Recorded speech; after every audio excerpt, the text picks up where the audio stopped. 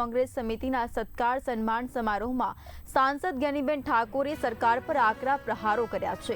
જ્ઞાનીબેન દેશના યુવાનોના મુદ્દે કેન્દ્ર સરકાર અને વડાપ્રધાન પર ગંભીર સવાલો ઉઠાવ્યા।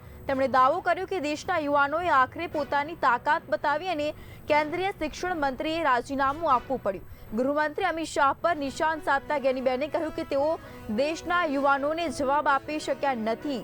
દાંતા વિસ્તારમાં આગામી દિવસોમાં 51 રસ્તાઓ મંજૂર થશે, જ્યારે બનાસકાંઠા જિલ્લામાં 337 જેટલા રોડ અને પુલ મંજૂર કરાયા હોવાનો પણ તેમણે ઉલ્લેખ કર્યો છે। દારૂ અને ડ્રગ્સના મુદ્દે જ્ઞાનીબેને પોલીસ આઈજી અને મુખ્યમંત્રી સામે પણ ગંભીર આક્ષેપો કર્યા છે। દારૂ ડ્રગ્સના હોમ ડિલિવરી થતી હોવાનો આક્ષેપ કરી તેમણે બુટલેગરો અને ડ્રગ્સ વેચનારાઓની યાદી તૈયાર કરવાની માંગ કરી છે અને સાથે જ જ્ઞાનીબેને ચીમકી ઉચ્ચારી કે ગેરકાયદે દારૂ ડ્રગ્સનો વેપાર બંધ નહીં થાય તો આવનારા સમયમાં કોંગ્રેસ જનતા રેડ કરશે। લોકસભાનું સત્ર ચાલ્યું 13 તારીખ સુધી।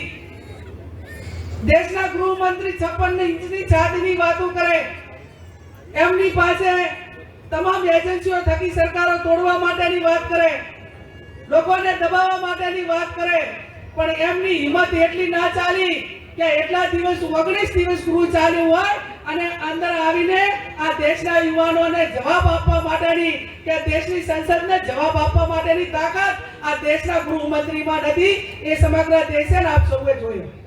ત્યારે આવનાર સમયની અંદર જે રીતે રાહુલજી આપણને સૌને નારો આપ્યો છે કે ડરો મત અને ડરાવો મત, એની શરૂઆત આપણે આજે જ્યારે દાંતાથી કરી રહ્યા છે, ત્યારે ભૂતકાળની અંદર અહીંના આગેવાનો મજબૂત છે, અહીંના કોંગ્રેસના વર્કરો મજબૂત છે, અહીંના સૌ કોંગ્રેસના એની સાથે ચાલવા વાળો વર્ગ મજબૂત છે।